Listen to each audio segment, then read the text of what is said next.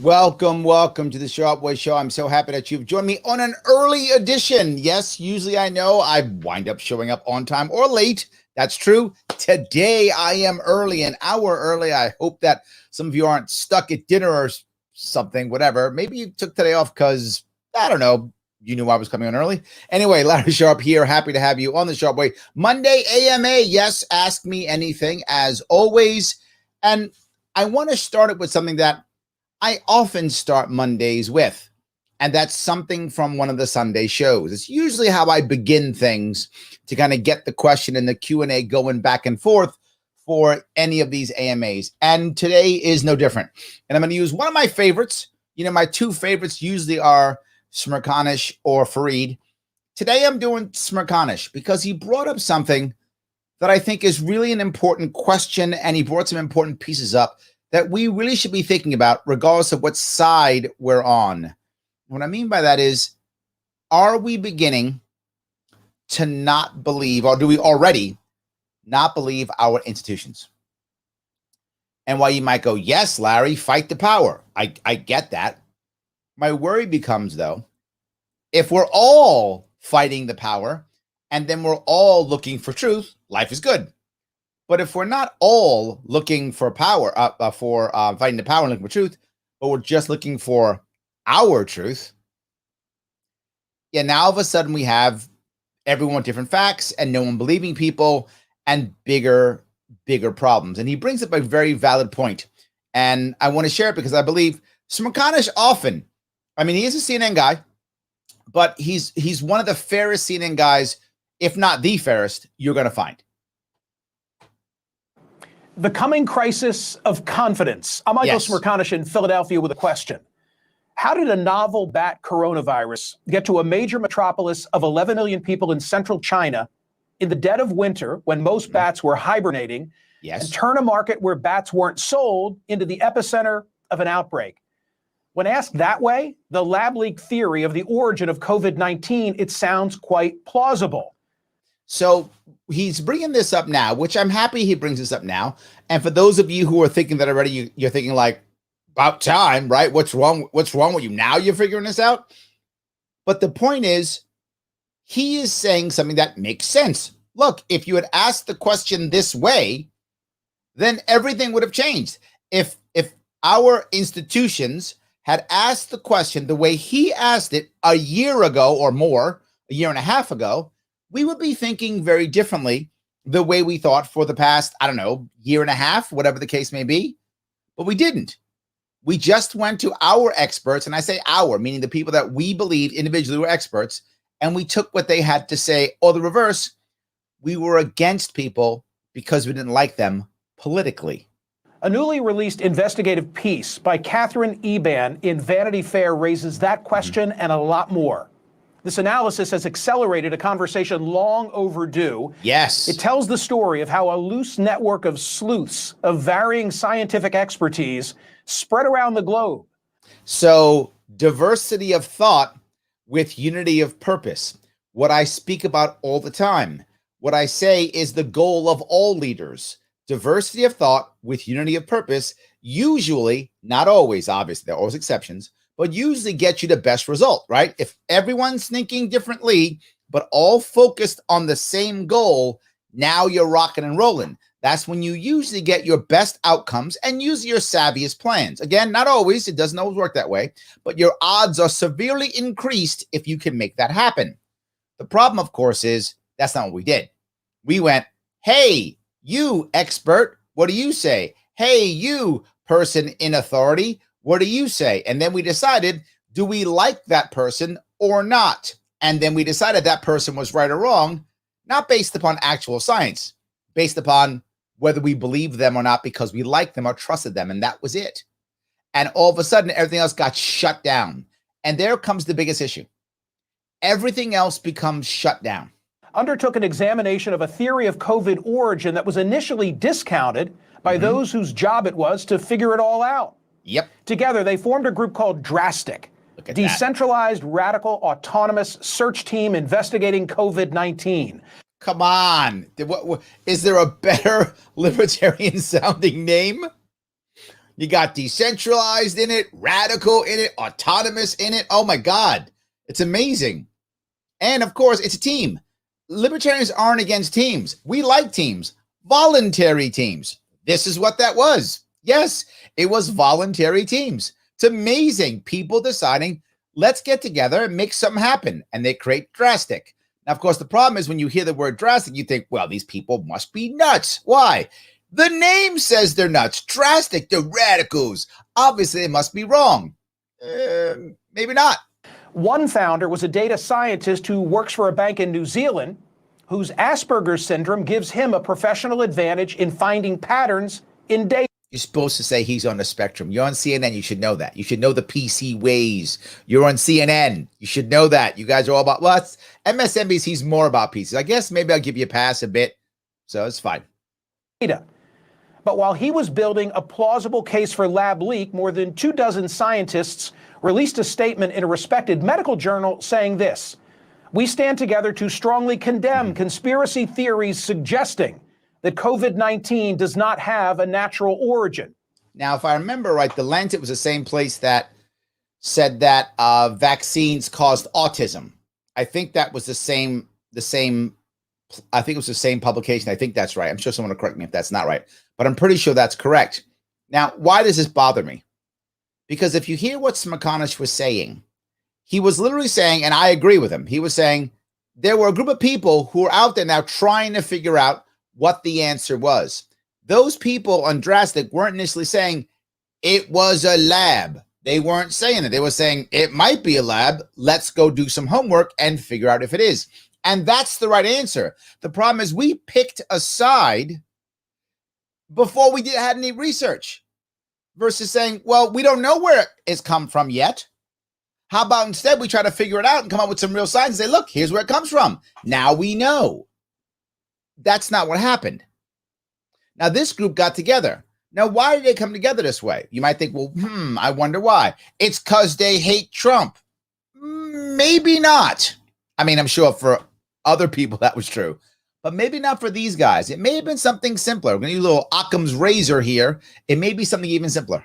Now, to be sure, there were crackpots. That's true. And political hacks.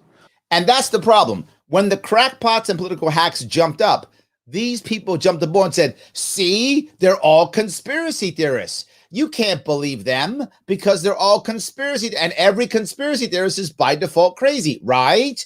That's what what they were all saying. And a lot of Americans got scared. And we thought, do we want to believe in conspiracy theorists? Aren't those crazy people?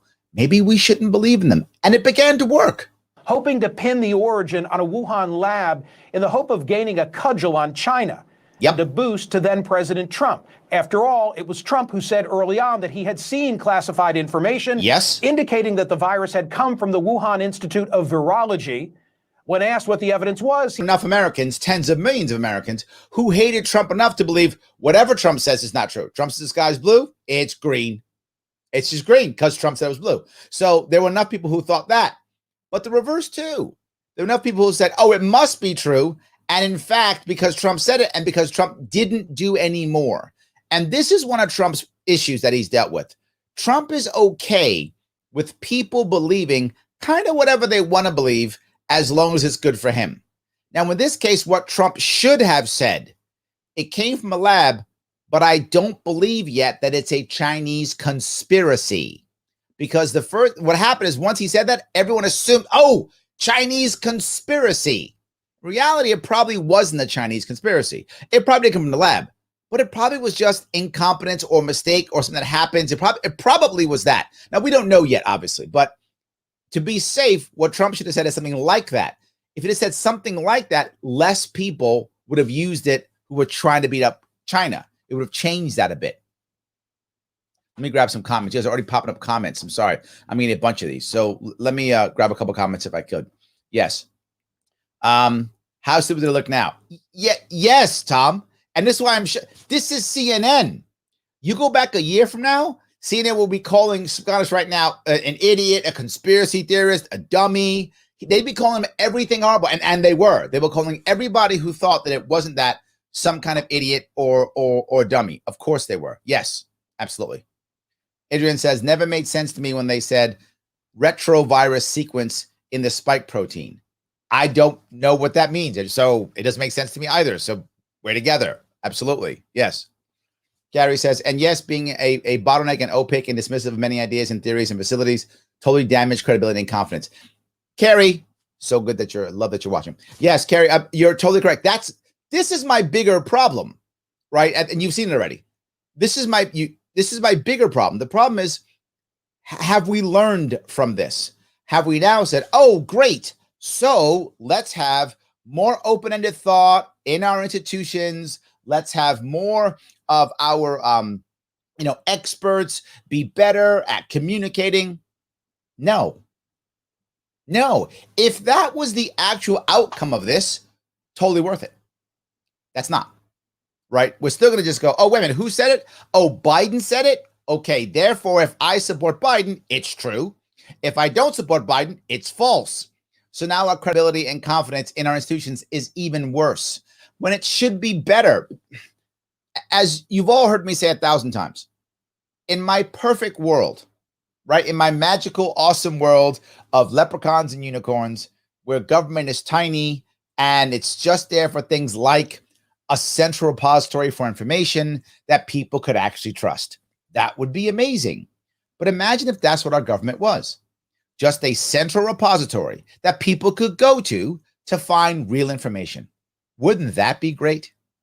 Yeah, that's a fantasy, obviously, but that's what it's supposed to be. We should move towards that. That's all it does. It just gives you info and you make decisions.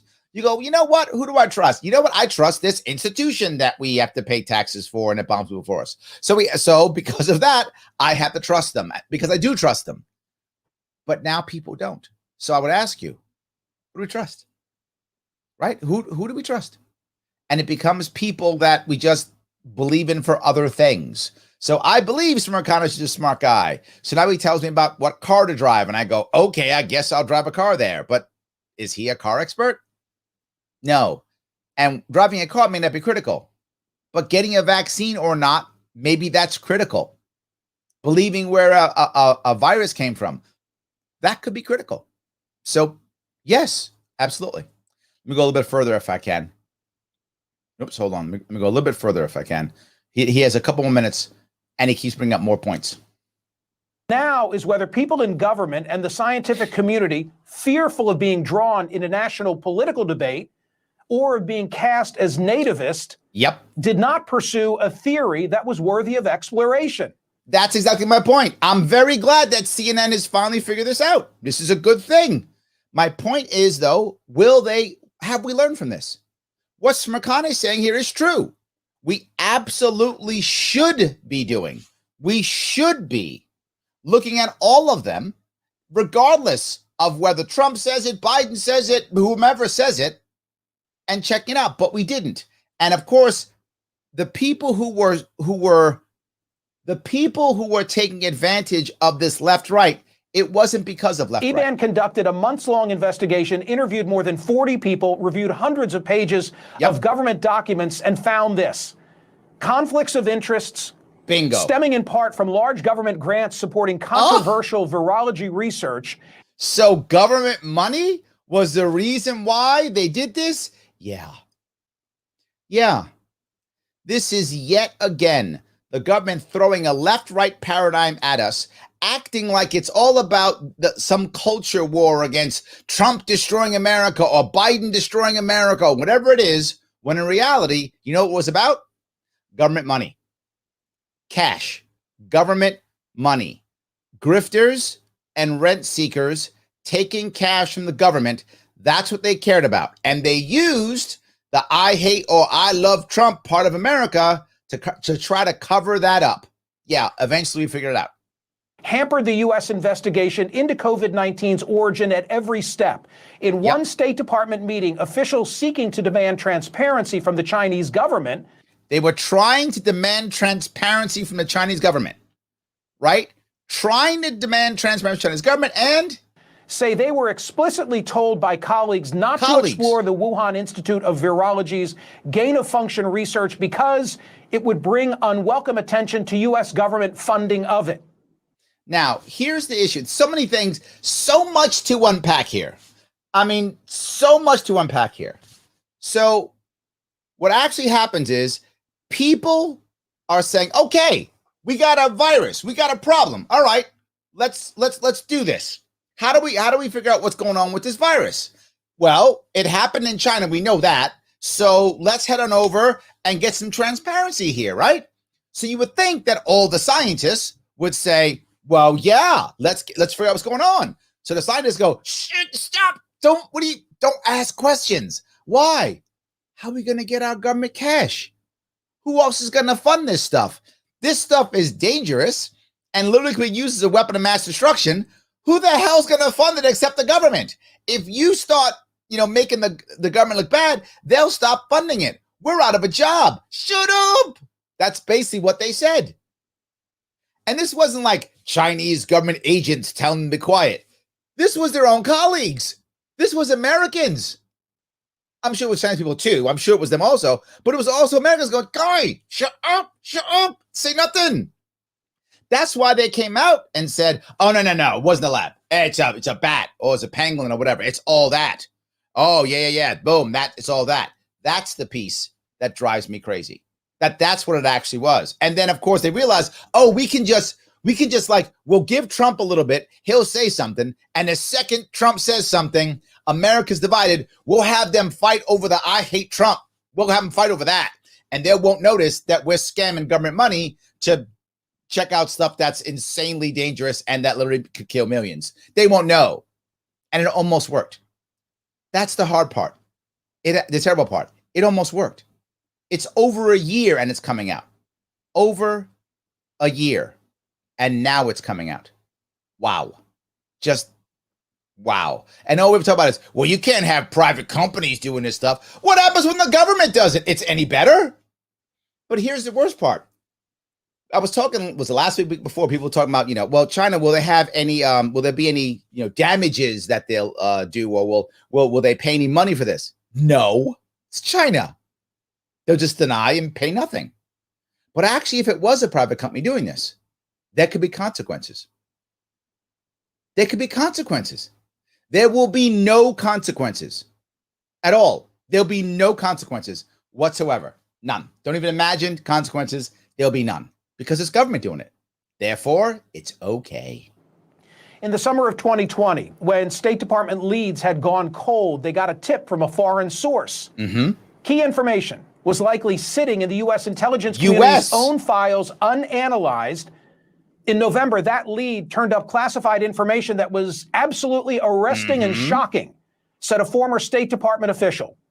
3 researchers at the Wuhan Institute of Virology, all connected with gain-of-function research on coronaviruses, had fallen ill in November 2019. November 2019. They were like, shut up, it'll be fine. Say nothing. So look, I'm not saying that Trump was perfect on this. Clearly, he wasn't perfect on this. But what do you think Fauci and his people were telling him? Just to be fair, I know some of you hate Trump. Please don't be mad at me. I'm trying to be fair to everybody. I've hammered Trump when I thought he was wrong, and I'm being fair and saying good stuff when I think he's right. So please don't be mad at me, you guys who hate Trump. I know some of you do. I get your tweets and such, your DMs. I know some of you can't stand him. I know. All I'm saying is, in this case, what do you think all of Trump's advisors were telling him? They were telling him, don't worry, it's good. Shh, don't say nothing. It's probably the mean Chinese people. Or maybe it's a bat. Don't worry, it's fine, whatever. They were doing whatever they can to just say, shut up. So, of course, Trump was like, oh, it's not bad? Yeah, it's not bad. And Trump is Mr. Exaggerator. Again, whether you like him or not, we all know he is Mr. Exaggerator. So when they said, don't worry about it, he was like, oh, then it's going away in 5 minutes. And then he went out and he exaggerated. And now, of course, that's not what happened at all. And boom, it was all about the money. And appeared to have visited the hospital with symptoms similar to COVID-19, so said 3 government officials to Vanity Fair. The reaction inside the State Department, holy shit, according to one senior official who recalled the instance. We should probably tell our bosses. And the investigation roared back to life. Yes. And remember the guy with Asperger's? Well, in January of 2021, there was an international fact-finding visit to Wuhan. A dozen international experts visited. They were told that the lab's database of some 22,000 virus samples had been taken offline to prevent a hack during the pandemic. See, they care about us. They were trying to protect us, and they didn't want to get hacked during the pandemic. See, the Chinese, they care about us. Which seemed to make sense. I feel the love. Except that the ad hoc group of investigators at Drastic figured out that the database was actually taken offline on September 12, 2019, 3 months before the official start of the pandemic. So that we can't find anything, and all the scientists say, be quiet, shh, so they can cover everything up. So here's my takeaway. Yeah. First, that the lab leak theory is plausible. Yes, and you probably, look, I love you, Mr. McConnell, I do. That's why I show you so often. You're probably the fairest guy on CNN, right? You probably are the fairest guy on CNN. I just kind of wish you had said this about a year and a half ago. But yes, I guess I should say better late than never. I guess that's true. Should have been a year and a half ago. Not assured, but plausible. And you're also right. It is possible that that's not true. It could be something else still, which is also smart. You wait to do the investigation and then decide this is right or wrong. It is absolutely possible. It may not be that. It's true. Maybe. Second, that politics and bureaucratic turf wars hampered the full explanation of the lab leak theory. Government money. My ongoing larger concern is the damage this is going to do to public confidence in other institutions at a moment when we can least afford further erosion. This is the point that I am concerned about more than anything else, because this part not only goes to this, it goes to vaccinations. It goes to elections. It goes to war. Do we believe the next time the American government says that someone's got weapons of mass destruction? Do we believe them anymore? No. And what happens when they actually do? Do we believe when the government says we're getting ready to get attacked by somebody? Do we believe them or not? Do we believe if the elections are true? Clearly, we're fighting on that one right now. A lack of confidence is a critical piece, which is why I am 100% in support of a full investigation from both sides, people who disagree and agree, to where the coronavirus came from, where COVID-19 came from, and also the election too. I'm not happy with the Arizona investigation because it's one-sided. Am I against them going to the elections again? No, but not one-sided. Why? Because here's the biggest issue that we're coming up with. Let's say they find out that the COVID-19 actually came from a Chinese lab, and it was some spy trying to sneak it out. I'm making this up. I have no idea if it's true. I'm making it up. It was actually some trying to sneak it out, messed up, screwed up, and it escaped. That's what. Let's say they come on and says it happens. Who's going to believe him? If the right person doesn't say it, half of America is not going to believe it. We have to have the right people say it now to reestablish confidence. And in fact, if some people say it, it'll be wrong on purpose. If Trump says it, half the country won't believe it. Even if it's true, it won't matter. It's irrelevant if it's true or not. If Trump goes, well, see, they're like, no, that's not true. That lies. That's just stuff they made up. This is our problem now. We have to constantly have two sides. In the Marine Corps, I used to call it two-man integrity. You got to have two people saying everything the same every single time. Everyone's together. What happened? Everything's the same. Has to always match. Two people, two-man integrity. We have to have that now. We have at least two people from both sides, if not another and a neutral person for every single thing. If we don't, we are not going to gain confidence in our systems and institutions. And if we don't have confidence in our institutions and our systems, why bother having them? And I'm not joking. They will actually wind up doing more harm than good. Because if we don't trust them, then every time they take action, half of America thinks they've been cheated or crushed or betrayed.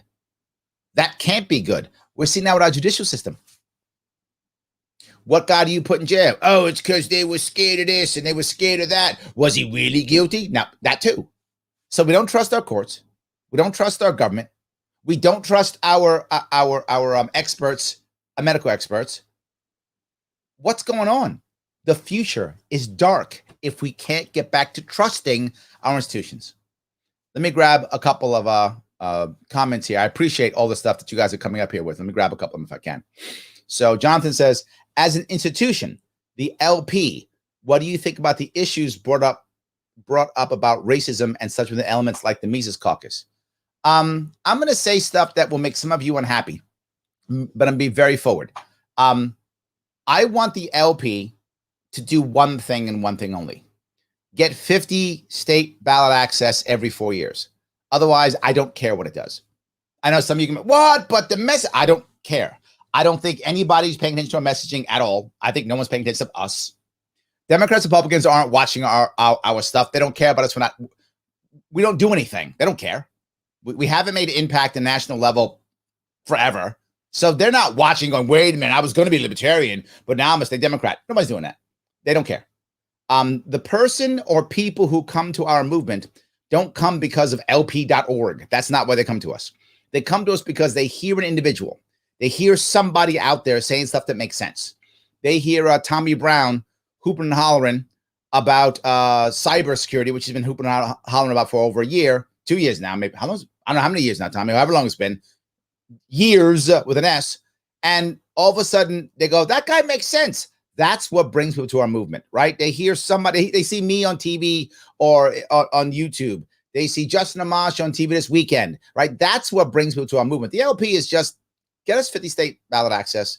The rest, I don't care what you do. I don't care if you even have a Twitter account. I don't care. Don't have one. Have a website, I guess, that points to local stuff. I don't care. I was on the LNC. I don't care what it does. As long as it gets us ballot access, I'm good. Get ballot access. Get us on the ballot. What's going to move this movement forward is not going to be the LP. It's going to be candidates that draw talent into the LP. And that's the issue. So the more the LP gets smaller, the less valid it becomes. I want it to be bigger, which means more people coming in and more candidates. So that's the issue. The second piece, the Mises Caucus. I know people are mad about Mises. Mises is horrible, all these bad things. Okay, here's my response to you. If you're unhappy with the Mises Caucus, if you think they're bad and they're racist and whatever you think, okay, out-recruit them. Seriously, that is not flippant. It's what I did. It's what I did here in New York. I out-recruited everyone else around us, right? The LP used to be one of the smallest, weakest parties of the third parties in New York State. It is now basically the only independent party in New York State that isn't a Republican Democrat. It's the only one. There's no other independent parties in New York State anymore. Just aren't. The only independent party that exists in New York State is the Libertarian Party. Why? I just out-recruited them and we out-recruited people. That's it. Out-recruit. That is my answer. So if you don't like the Mises Caucus, okay, no worries. They're bad and evil. All right. Out-recruit and get the right people aboard and poach their members because you got the right answer. Get the right people, poach their members, and you'll defeat them that way. I think you can. Of course you can. But what's the old saying? Good ideas don't require force. I say you do that. I hope that answers your question, Jonathan. So Joe says, there are more things government does that we shouldn't trust, but isn't generally known. Ah, yes, Federal Reserve. Well done. Yes, absolutely well done. Should we have confidence in the party because of infighting? That is a great question, Jonathan. That is a good question. Let me give you a couple of ways I view this. It isn't an easy answer because you use the phrase should. So should we? Yes. Why should we? Because there's nothing else. I have literally called on record, I think it was Reason Magazine, I think it was, when I said the Libertarian Party is a dumpster fire on wheels. But without it, I'm walking. So I get on top of that dumpster fire and I keep trying to put the fires out until I can get us into a spot where we can buy a better vehicle. I do not see a better vehicle. If you see one, I'm open to a better vehicle. I don't see one. I cannot see a better vehicle. It is by no means a great vehicle. It is a disaster in many ways, but it doesn't mean it's impossible. And I don't see anything better. I guess I could stay home and do nothing. I guess I could ignore it. That is an option, and people choose that option. I could try again to fight as a Republican or a Democrat. You could try that. People have been trying that for decades. It hasn't worked yet. But I guess another option for you. I do not see the two major parties as viable vehicles. And I don't see any other movement as a viable movement. Every other movement requires you to convert. The reason why we fight so much, this is both a good and a bad thing. It's a bad thing in that we fight so much and people get upset. But it's a good thing also because you can be as liberal or as conservative as you want to be and still be libertarian as long as you don't want to use force to move your agenda forward, which means we're going to have liberal people and conservative people in the same room in an American environment that says you're supposed to be enemies. And people that come from those two with that baggage, when someone comes from the Republican or right or conservative side into the Libertarian Party, they come with that baggage of progressives are evil and mean and Democrats are dumb. And when they come from the left or the more progressive side, they come with that baggage. Conservatives are stupid and Republicans are mean and nasty and evil. They come with that baggage. So now they come with that baggage.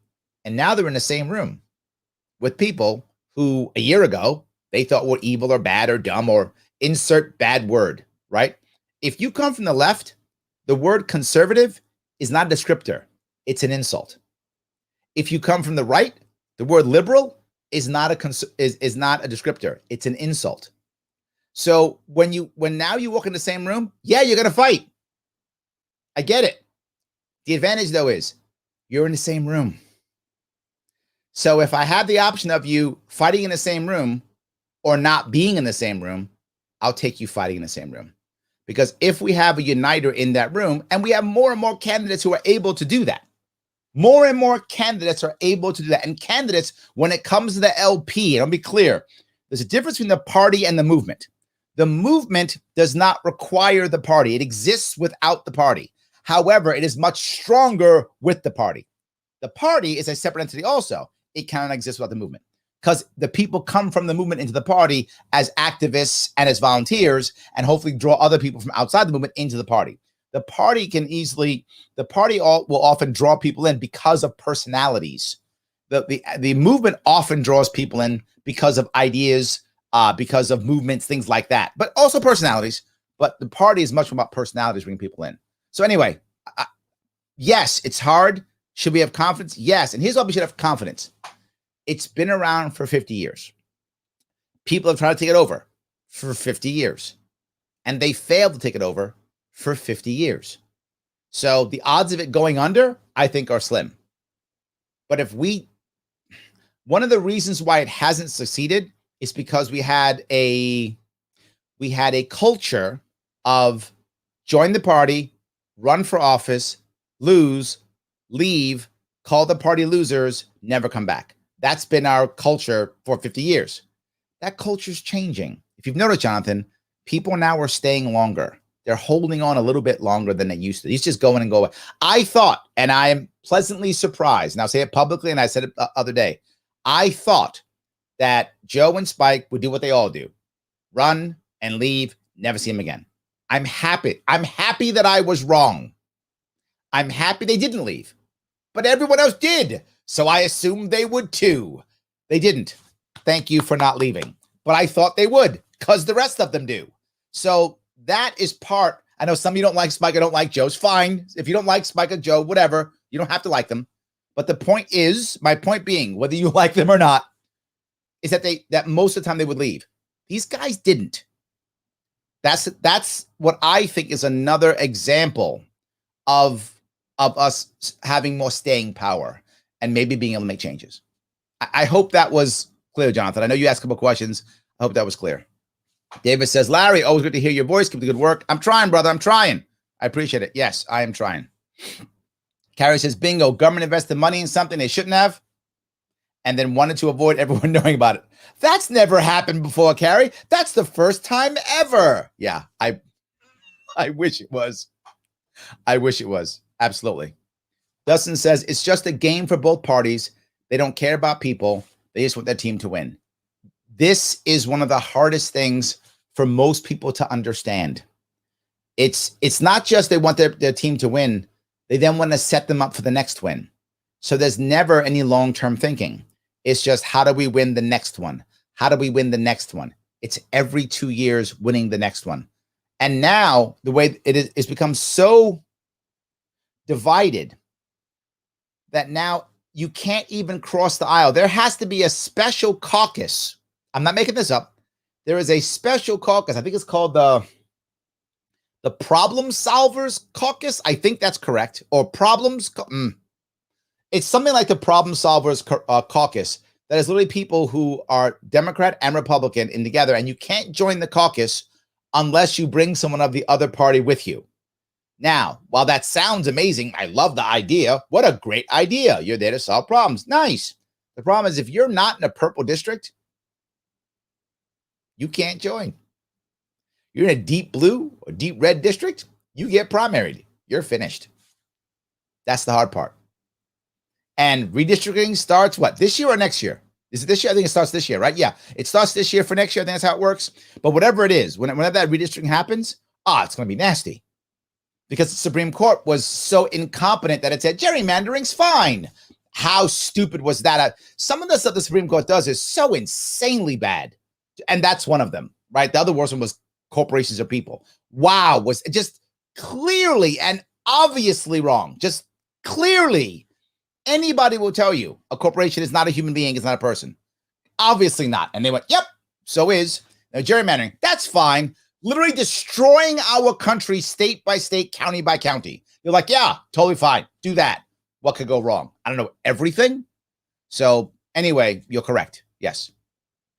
David says, if it wasn't for the 16th Amendment that allowed Congress to levy an indirect tax, gain of function wouldn't happen. I'm not sure. I'm not sure. And the reason is they really could have found another way. I'm not pro 16th Amendment, David. I don't want to say that. But I think what you're saying may be a little bit too superlative, right? Maybe too definite. I think Congress could find other ways to make that happen. I think they could have. Again, I'm not pro 16th Amendment. I'm not saying that. But there are many ways that Congress can find and hide money. And Congresses and assemblies have been finding ways to scam money for centuries. So I'm not sure that's, again, not pro 16th Amendment, but I could see them finding other ways.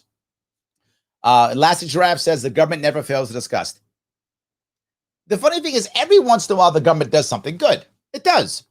And then do something good. People go, see, government good. All right, it did something good. Yes. I'm sure Stalin did something good. I'm sure Mao did something good. I mean, I can't name one, but I'm sure if you went down the road, maybe, I don't know, Mao gave somebody food or something. I'm sure it is something good. It doesn't mean that they're good. It doesn't mean the government's good. You're right. It always discuss and sometimes does something good. All right. And sometimes by mistake does something good, but sometimes purposely does something good. It does once in a while. Yes. So, all right. The Daily Mail also reported 39 million from the Pentagon went to Echo Health and possible. Is that right? From the Pentagon? See, it can go anywhere. They could have. See, that's my point, David. Now I'm sure income tax is a lot, but they could have found other. They could have done tariffs. They could have done other ways to go to, well, it's military or whatever, bonds. They could have done anything. Found that cash, and then shoved it over anyway. I think they could have. I think they could have found another way of doing it. So, yes. All right. David is all, you give him like 3 or 4 60 members. You're all about it. I got you. Sam says the Chinese government seeks to act as a company on the global trade stage. Good point. Yes. It pretends to not be a company while acting exactly like a company. I'm sorry, that's not, let me be clear on this one, Sam. It pretends, creates a facade of not being a company while it acts like a mega corporation, not even a company. It acts like a mega corporation. Maybe it's better. Until they can be held culpable for some damages. Then all of a sudden, threaten war for investigating, shock and awe. You bring up something else too, right? Fareed talked about this a week ago, and he brought up the idea that the Chinese have been jerks recently. Like now that they're the big boys in the block, they threaten all the time. They threaten economic sanctions. They threaten war. They threaten all kinds. Remember they had the actor John Cena, is that right? Apologizing in Chinese. He was like, I surrender, Chinese government. I'm gonna apologize in Chinese because I called Taiwan a country. Now I'm apologizing in Chinese for that. Wow. That's some power right there. That's some power right there. Yes, 100%. So let's see if I can go down here. Tom says, AMA, I've read a couple of articles where a couple of countries in the country have revised downward COVID. Yes, Tom, I'm glad you brought this up. I brought this up probably 6 months ago or so. The issue is there's even the governor of New York, my Lord and Master, His Majesty King Andrew Cuomo II, all hail the king. He actually mentioned that when they were getting mad at him about the COVID deaths, the people he sent to the nursing homes to die, he was trying to pretend like it wasn't that bad. See, because not all of the people that I sent to their death died because of COVID. Some died for other stuff. And if I remember the phrase he used, it was presumed COVID deaths or COVID presumed deaths. So what happened was, because the nursing homes are getting cash, the hospitals are getting cash, if it was a COVID death, right? Because taking care of COVID, the government was giving hospitals cash for it, right? So they couldn't do their other things. Like if Tom says, I want to have a procedure done because he wants to get his eyes done so he can look super cool. So he wants to get his eyes done. Well, the hospital would usually do that, but they couldn't because the government said you may not do that. You have to keep beds open for COVID patients. So they lost all that money from people getting, Botox and eyes fixed or whatever else they would do, cosmetic stuff, whatever, that kind of stuff. They couldn't do it, right? So my shoulders, messed up, do my shoulder, can't do my shoulder, none of that stuff. So they could make cash. So they could either say some guy dies, the guy dies of pneumonia. Well, that's like, whatever, $4,000 or whatever the government pays you for that, right? It's COVID. Oh, $26,000. So am I sure? Was it COVID? Was it pneumonia? COVID. Was it the flu? Was it COVID? COVID. Because they wanted the cash. And I'm not making this up. Do your own homework. That's true. The government was paying more for COVID deaths. So they had many deaths. They didn't know what they were. So they said, well, if I don't know, COVID. If I know what it is, there's documentation that would get them screwed over if it was obviously something else. But if it wasn't obvious and I'm not making this up, say some guy gets shot. True. It's going to sound crazy. Some guy gets shot. Boy, he gets shot. He comes to the hospital. So he doesn't die. He's not mortally wounded yet. We don't know. He's wounded, doesn't die. He comes to the hospital. Well, he comes to the hospital. And when he comes to the hospital, he gets pneumonia. Is pneumonia because he was shot in the lung? Is pneumonia because of COVID? We don't know. He dies. That's a COVID death. I'm not joking. That's a COVID. He got shot, but we don't know. Did he die from the bullet? He came in, he was COVID positive when he died, and he had pneumonia, COVID death. And I'm not joking. That kind of thing happened often. So now that they're going back and trying to figure out what actually happened, a lot of them are going to come down. I said, I wasn't sure what the numbers were. My gut said it's about, this is just my personal opinion. I have no data on this. Take it for whatever value you want to take it.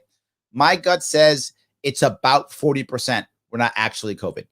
I think about 60% were COVID, about 40% were not. That's what my gut tells me, only because I looked at some basic data on how many people usually die in America and then how many people died last year because of it.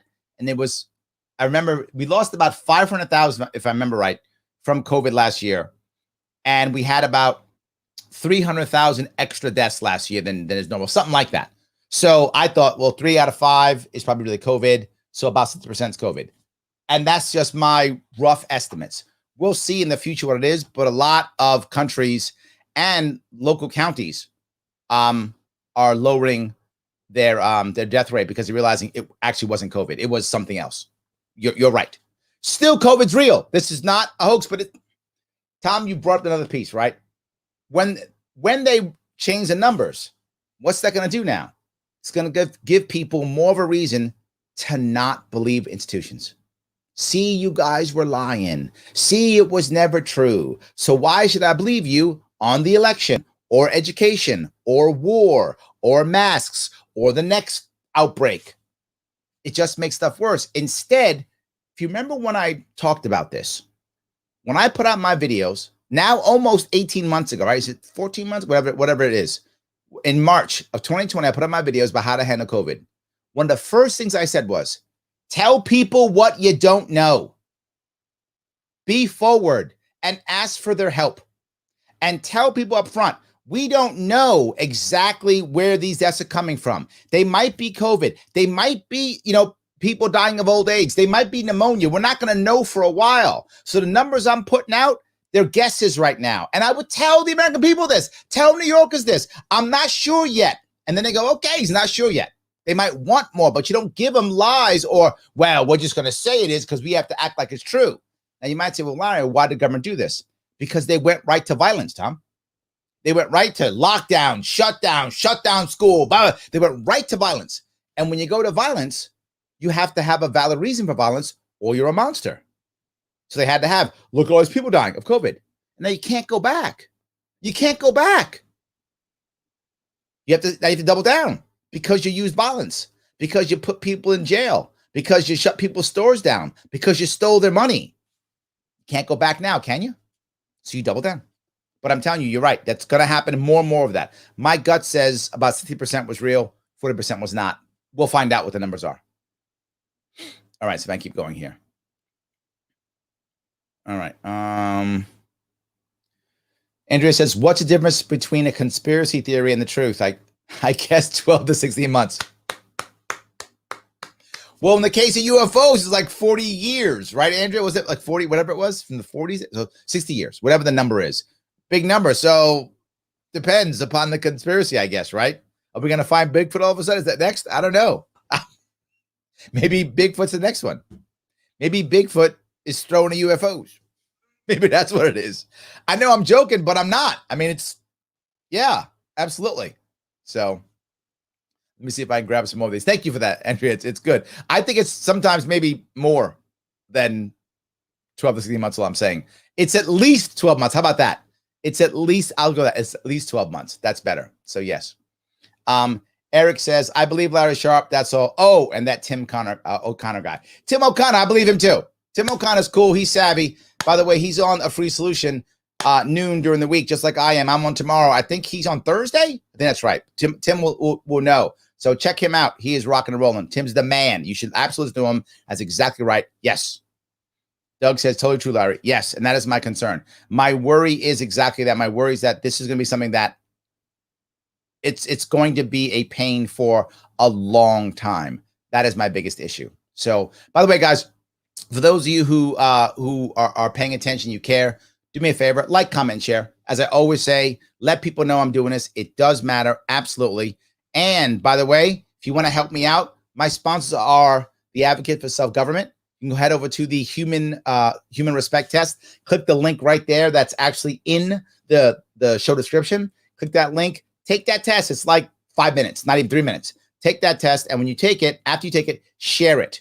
You do that, my sponsors are happy. And they're the ones who are helping to pay for this and get my team rocking and rolling and move things forward. So thank you so much if you can do that. If you've got the cash, you like what I'm doing, then you know what? Sponsor the show. Head over to patreon.com/sharpeway. Throw me $10 a month if you got it. If you got big dollars, I love it. If you're super wealthy, throw me $100 a month because you got all the big bucks. If you don't have it, no worries. $10 is fine. But if you don't have even that, no worries.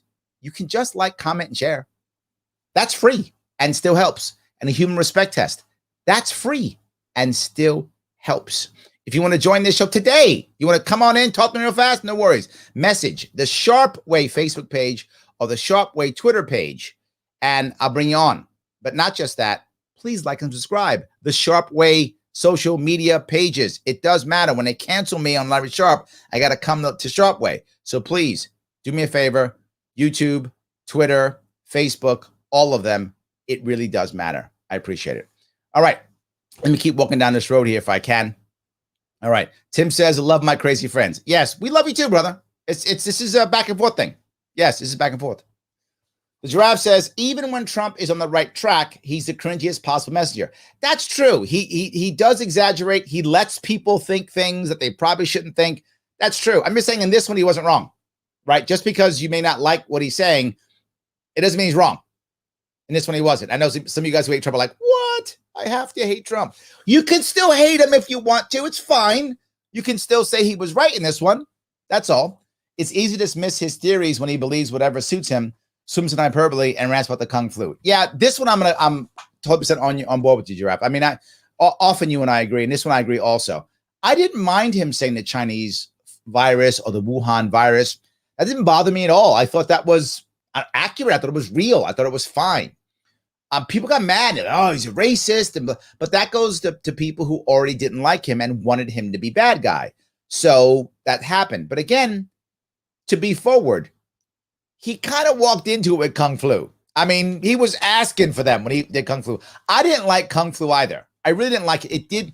To your point, it made it easy to dismiss it. It made it easy to dismiss him. It made me not like it. I didn't like it. It didn't taste good. And you might go, well, Larry, but it's fact. It doesn't matter if it's fact. It's politics. Politics is heavily emotional. And Wuhan virus didn't bother me. Chinese virus didn't bother me at all. It's like saying the South African strain or the UK strain. It's fine. Kung Flu, that's where he went too far. And that's what I mean by his exaggeration. He just went too far. So Andrea says, you're wrong. I'm not sure what I'm wrong with, Andrea. Can you tell me what I'm wrong about? I'm happy to have the conversation if you let me know what I'm wrong about. Happy to have that. Jonathan says, during a VP debate, Kamala said she wouldn't take the vaccine if Trump said to, and they wonder why someone won't take it because Biden said to. Jonathan, exactly right. Nicely done. Yes. Oh, well, remember, even Cuomo said that. Well, I don't trust the federal government. We have to have our own people check this out because New York people are, I guess, smarter than federal people. I guess. I don't know. But that's what he said. And then all of a sudden Biden won. Oh, well, it's fine. It's fine. Because Biden, I guess, has magic powers. I guess it's great. If he had magic powers, he doesn't fix our country then. I wish Biden had magic powers. That'd be amazing. So, yes. Mr. Queeter, how are you, sir? Says, we definitely need to be a big tent and we definitely need to grow our talent. This is a piece that, yes, yes, and yes. We're going to have an issue for those of you who are paying attention in 2024. 2024, the odds are there's not going to be an incumbent. And because the odds are, I think Biden's not going to run. So either they'll throw Harris up there. It's one, they'll throw her up there, or they'll have if they think she's too unpopular, then they'll have some kind of primaries, or they'll ask her to step down or be VP for the next person or whatever. So the Democrats will do what they always do. They'll make a deal, which is what they do. They'll make a deal and they'll put somebody up, but it probably won't be Biden.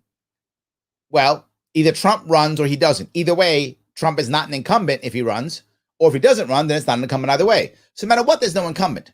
If there's no incumbent, man, people are going to want to run against them. What's the only party that has a chance? I just talked about it. Why you should, Jonathan, trust the LP. We're going to have 50 state ballot access again. We're going to be the only other vehicle to get on the ballot in all 50 states. You're going to see people come out of the woodwork and be like, oh, I was always libertarian. Really, Ted Cruz? You were always libertarian? Always libertarian. Like, they're going to come out of the woodwork, right?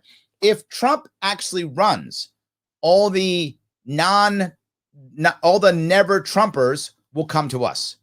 If Trump doesn't run, all the would-be Trump supporters, if the Republican Party, if Trump loses power in the Republican Party, then all the would-be Trumpers will come to us. So either way, they're going to come to maybe both.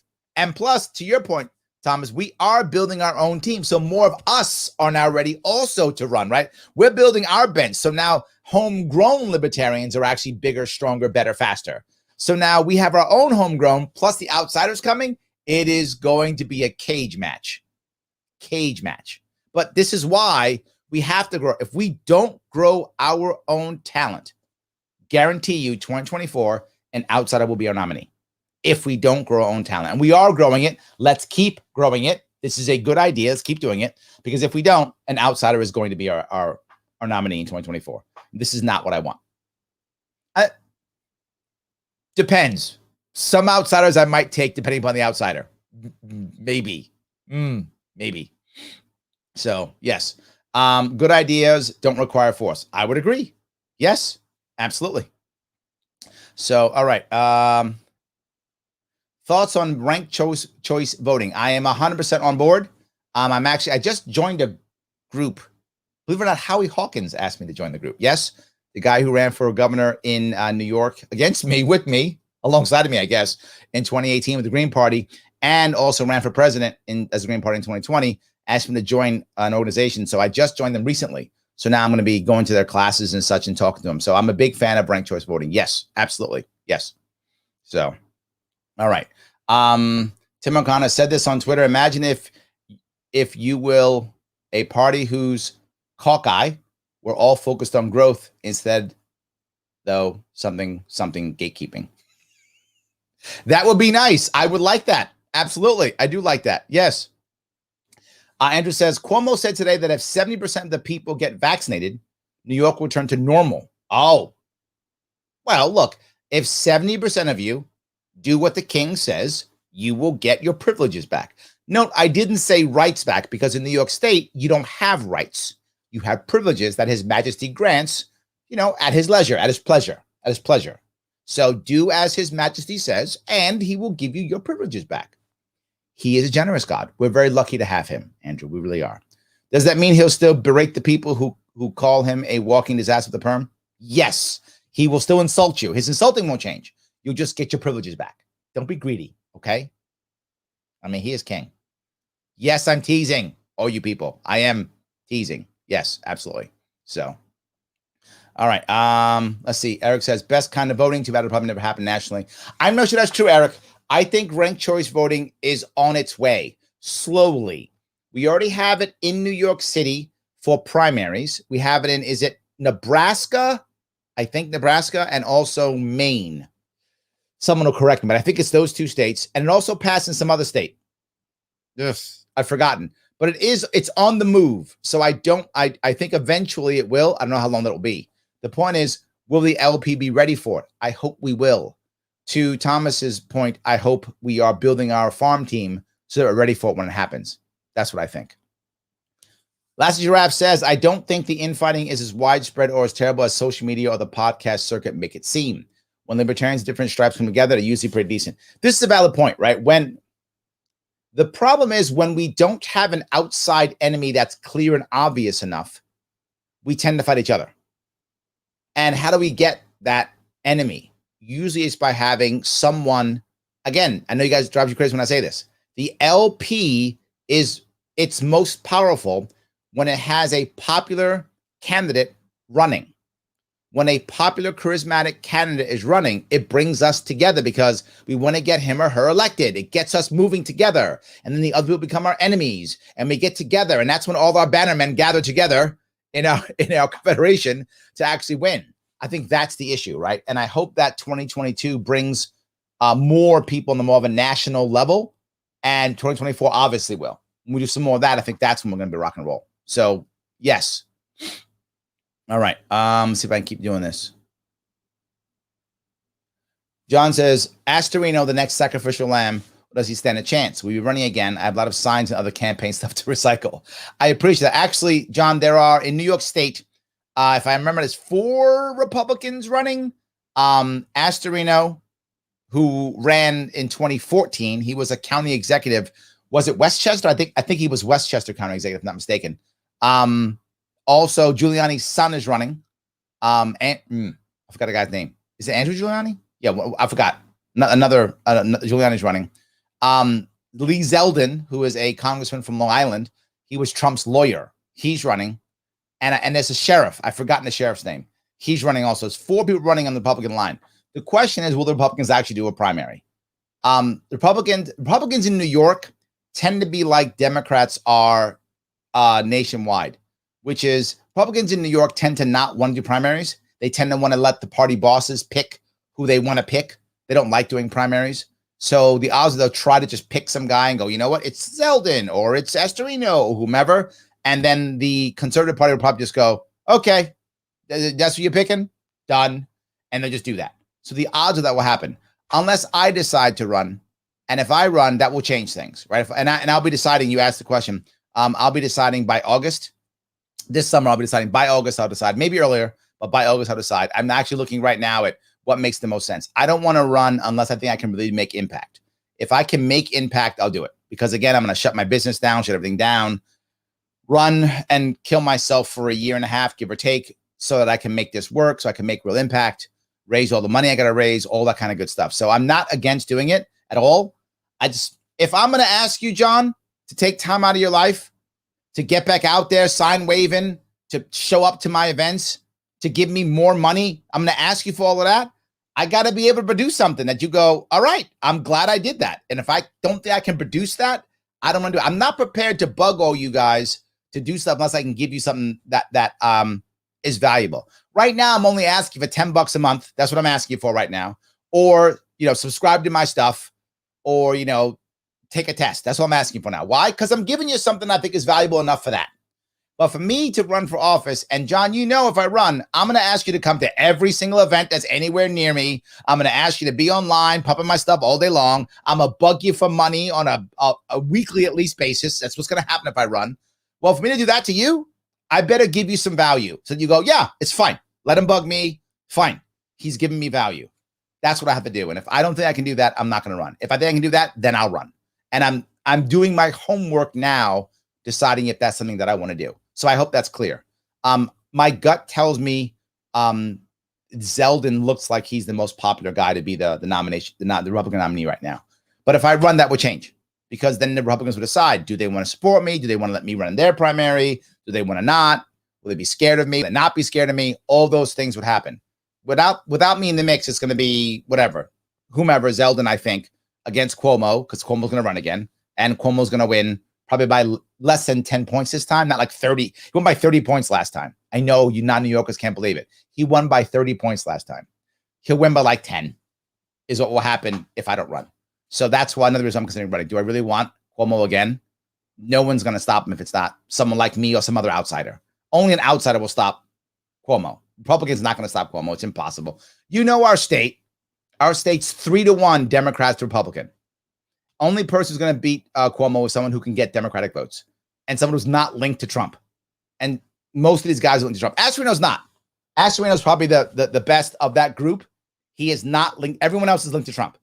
Astorino's not, maybe that's why you brought it up, because I think of the group of those people running, probably Astorino has the best chance of making the most impact, is my gut. He's run before, downstate, Westchester guy, not linked to Trump. So that means New Yorkers who are not Republican will vote for him. Most New York Republicans like Trump. Most do. But they will vote for the Republican, whoever the Republican is, whether that Republican is linked to Trump or not. Democrats in New York State are not voting for someone linked to Trump. Astorino's not. So he can get Democrat votes. So I hope that was clear. So, all right. Tom says, I like the infighting. I hold it up to my friend in the cults. Ooh, as an example of how the party should act. Look at you, Tom. I've said similar things. And, if you look back, and some of you who are watching, I know Tom, he got gray hair like me. We're old enough to remember the difference between, say, a Reagan Republican, a Bush Republican, and a Trump Republican. Very different Republicans. A Carter Democrat, a Clinton Democrat, an Obama Democrat, different Democrats. And now, even the Biden Democrats are closer to Bernie Democrats sometimes. So you look at Democrats now. So even they're all different. You might say, well, why? They're still Democrats or Republicans. Because each of those in the parties aren't parties, they're tribes. And the tribes are affected by the warlord on top. So when Trump is at top of the heap, Republicans are more like Trump. When Bush was on top of the heap, Republicans were more like Bush. When Reagan was on top of the heap, they were more like Reagan, right? Each one. And same for Democrats. Clinton, different, right? Clinton was, compared to Obama, Clinton was a moderate, right? Compared to Obama. He was a moderate, right? Compared to Carter, Obama is a warmongering, just warlord from hell compared to Carter, right? They're different. So everything changed on that part. But Libertarian Party isn't the same, right? We don't have warlords. I can call myself, I'm the king of all liberty. If I want to, I can call myself that, and I'll be laughed off the stage, because that's not how it works in our party. We actually worry about principle and ideas, and people yell at me no matter what I say, because I'm never going to hit exactly the right principles for everybody. So people are always going to be upset at me about something. It doesn't matter if I'm the warlord or self-proclaimed warlord or whatever I might think I am. It doesn't matter. So it's a valid point. We actually have principles we stand on, which is why we fight. It's true. So yes. Kyle says, Harry Brown for life, MFers. Harry Brown had some good stuff. It's true. 100%. Absolutely true. Yes. So, all right. Let me see if I can keep going. Eric says, first time I voted in the past year, 42 years old. Nice. Voted Libertarian across the board. Oh, Eric, thank you, brother. Just wish Larry was in the ballot for president. Thank you, my friend. I appreciate that. But the odds of me running for president now, obviously last year, no, I wasn't going to at all. But even in 2024, slim, I think. I would have to be the most popular libertarian in the country in 2024. And the odds of that happening are slim to none.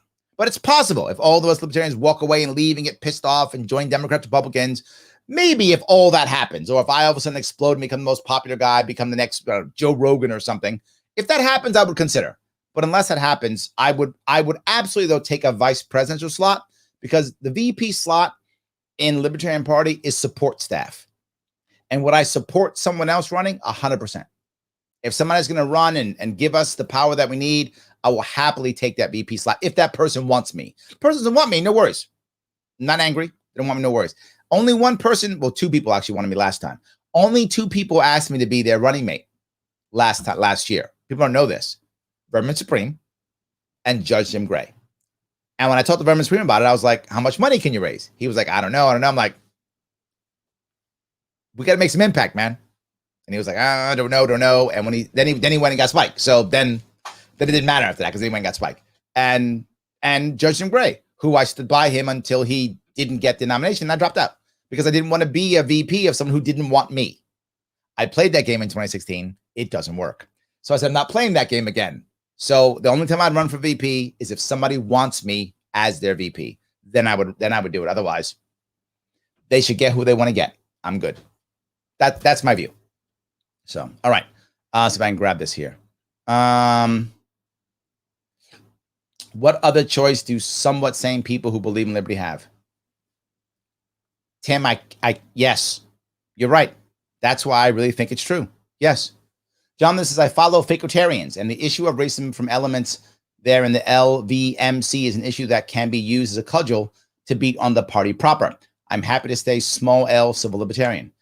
No, there are some issues, absolutely, right? Fakertarians, for some reason, hates me too. I don't know why they hate me, but all of them. For those you don't know, most of the caucuses leadership, they're not fans of me. And I think it's because I always say, I don't care what happens in the LP. And they want me to care more. And I just don't. So I think most of the time, they don't like me, that part of what I do or what I say. So, but I do think that Fakertarians, for those who don't know, that's a group within the LP or the movement more. They're part of the party. I guess part of the party. They fight against the Mises Caucus constantly, back and forth all the time. And my point is, right now, no one's looking.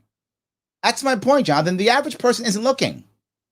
Now, might they beat us up on us later? Maybe, but there's so much bad stuff libertarians have said. I know I sound almost dismissive, and I don't mean to be. It's not my goal. I'm not trying to be dismissive. I'm trying to be realistic. Do you think, and I'll use New York State as an example, do you think that anybody who's running in the two major parties is looking at any of our social media? I mean, maybe some people. Do they care? No, we're not a threat to them. I can't wait till we are a threat to them so they will actually look at our social media and be worried. I can't wait till that happens. That will be amazing. If you guys remember, those of you who watched my run last time, the polling came out early on when I was running, and I was polling at somewhere between 6 and 8% in internal polling in Republicans and Democrats when they were polling. And the Democrats went, oh, we don't care. We're going to win by 30 points. Larry Sharpe said nothing and nobody. And Democrats ignored me the entire time. Completely blew me off. Didn't care at all. Thought we're going to win by more than 30 points. So we don't care what Larry Sharpe does. And Democrats ignored me the entire time. Never cared about me at all. Republicans saw that. And I'm like, oh, we're a little scared. So we'll put a little bit of energy on him. And then there was an interview in some area in Western New York. I forgot where it was, Western New York. And the Republican candidate was there being interviewed. And one of the reporters said, how are you going to handle Western New York? Western New York is Sharpe country. And when that was said on a local TV station, all of a sudden, every bad thing that was about me also came coming at me, thrown at me. I mean, and most of it was completely fabricated. I'm I'm a Cuomo plant. I hate law enforcement. I'm against. I'm for. What was it? I just want to support presidential I mean, all just came out. None of it was true and didn't matter. It was relevant. So here's the reality, Jonathan.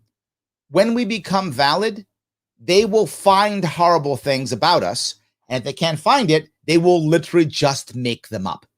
They will sling mud at us either way. It is irrelevant whether we actually have it or not. I would rather us not have it, but we're fighting over things that don't matter. Remember all the bad things that came out during Gary Johnson or came out during Joe Jorgensen? Yeah, no one does except us. People don't remember. They don't care. They don't remember. They don't care. Doesn't matter to them at all. So I know I'm sounding flippant, but let's become a force to where they care about us. Right now, they don't. So I'm not worried about an internal fight between two groups of people that nobody cares about. Sorry, nobody outside of our party cares about. What do I care? They'll get mad at each other or yell, call each other names. But when you can produce a candidate that somebody wants to vote for, then I'll care. You produce a candidate, then I'll start caring. If you notice, whenever I step in on any of these fights, and I rarely step in on any of these fights, the only time I ever step in is to defend a candidate. If anyone's paying, I don't know if anyone's paying attention to these fights. And not me. Like, they can insult me all day. I ignore them. And they do. They insult me. I see nothing. Whatever. I'm a bad guy. Whatever. Whatever. Fine. I'm a bad guy. But when they insult another candidate, that's when I step in because I want the candidates to stay. I care about candidates tremendously. So anyway, I hope that was clear. And I hope you'll, if you don't want to be an actual libertarian, I get it. I just hope that when the right candidates pop up, Jonathan, you choose to vote for the libertarian candidates when they come up. I'll take that. I'm good for that. So yes. Matt says, can libertarians believe in social safety net? Both Friedman and Hayek believe in UBI. Friedman endorsed a universal catastrophic health care plan. Can we believe in things like that and not because of the party? I hope so, because where I stand. First off, of course you can. Lots of people do. But again, this goes kind of back. This kind of goes back to what Tom was talking about. And that is, well, people are going to fight you. But it doesn't mean you can't be in a party. There are going to be people who are much closer to ANCAP or anarchists who are going to be like, well, why that? That's bad. And explain to you why you're wrong and why the other idea is better. Of course, it doesn't mean you can't be in the party. But what it means is people in the party are going to expect you.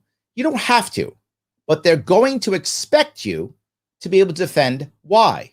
And I do. If you've noticed, I have never, ever said, get rid of the social safety net. Never said it. People say, why? Do you think it's the right answer? Of course not.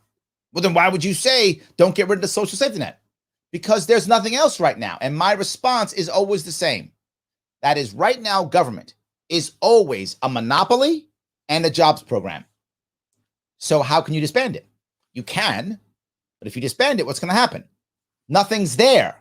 So people either aren't serviced or you've asked for a black market that a community is not prepared to service or deal with or handle. Just can't. It's not there. It's not ready to handle it. Nothing but disruption and pain that's going to happen. And those jobs are now lost. So what are people going to do who've lost their jobs? Go back into the black market, which the group is not prepared to handle. The community is not prepared to handle that. So instead, I say, create something that is next to it. Create a community answer in tandem with the government answer, and give that community answer a real chance to compete with the government. So the government has two choices. It gets better or it goes away. But when it goes away, the community answer, or answers, I hope, have stepped up to support the community as it needs to be supported. That's always my answer. And some people say, no, you got to disband. Fine, you think that. I'm not leaving the party because you don't agree with me. I don't care. I'm the guy who runs for office. I'm the guy who gets the votes. The ANCAP guy doesn't even vote. I'm not concerned. He doesn't even vote. And if he does vote, he votes for me anyway. If I'm on a ticket, he's going to vote for me anyway. He might be mad at me, but I'm still getting his vote, even though he's mad at me, because he still knows I'm way better than the other two options, or he doesn't vote. So yes, you're correct. And you will still be bothered by people who will say that. Now, you might think, so Larry, shouldn't we get rid of those ANCAPs or those anarchists? No, and no. And I'm very forward about this. People get mad at me about this all the time too. They go, Larry, why don't you want to get rid of the anarchists, get rid of the ANCAPs? Why don't you do that? Because they are the heart of our party. They are our North Star. If we push out the anarchists and the ANCAPs, and lots of people want to do that, they can't wait to push them all out. It's a terrible idea. If we do that, this party will either become Republican light or Democrat light, depending upon how many people rush to us. That's what will happen. I would like this party to not become Republican light or Democrat light.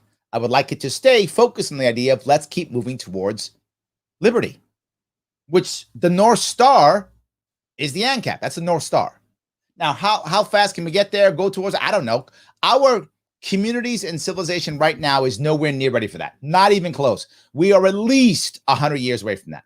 And I know a bunch of ANCAPs are ready to yell at me now. I'm going to get a bunch of bad DMs. Shut up, Larry. But that's what I believe. I think we're at least 100 years away from that. That's my personal view. You can disagree with me if you like. But can we start moving towards it? Yeah.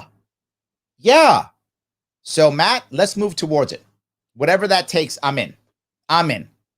I hope that answers your question. So, all right.